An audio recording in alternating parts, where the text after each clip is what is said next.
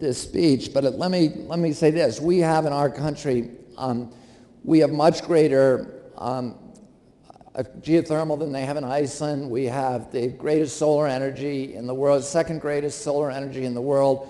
If we could put solar thermal plants, this is again theoretical because you could never do this in reality, but the Scientific American just did a study showing that if we put solar in an area 75 miles by 75 miles in the desert Southwest, you could power 100% of the energy grid in our country.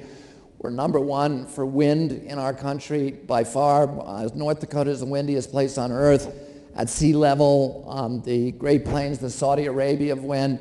So we have, and the wind tends to blow at night in the Midwest. The sun, of course, everybody knows this, shines during the day. And, you know, we have this abundant natural gas finds over the past couple of years. You know, some people say 1,000 trillion cubic feet of natural gas. With that combination, we can get ourselves off of foreign oil and domestic coal very, very quickly if we work together.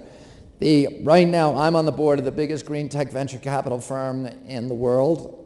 It's called Vantage Point. We have $4.6 billion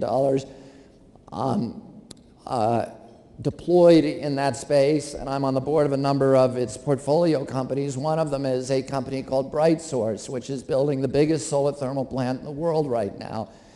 It's 2.7 gigawatts, and we have power purchase agreements with in California with Southern California Edison and Pacific Gas and Electric, and we're going to build it in 2 years. And of course, it takes, you know, to build a coal plant takes 10, to build a nuke plant takes 15 or 20.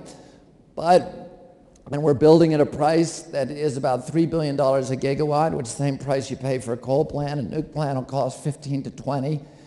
But it's a combination solar gas plant, because what we do, it's not like solar voltaic. It's a turbine that we just take from a gas plant, suspended from a big scaffolding, a tower, and surrounded by giant mirrors in the desert that are manipulated by computers to always shine the sunlight, so that you know, a half hour after the sun gets up in the morning, we can get that turbine to 750 degrees Fahrenheit. But if a cloud passes over, or during the evening, the utility wants a base load.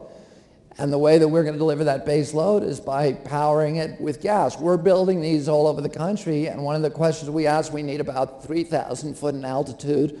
We need flat land, we need 300 days of sunlight, and we need to be near a gas pipe. Because, you know, for all of these big utility scale power plants, whether it's wind or solar, everybody is looking at gas as the supplementary fuel. The plants that we're building, the wind plants and the solar plants, are gas plants.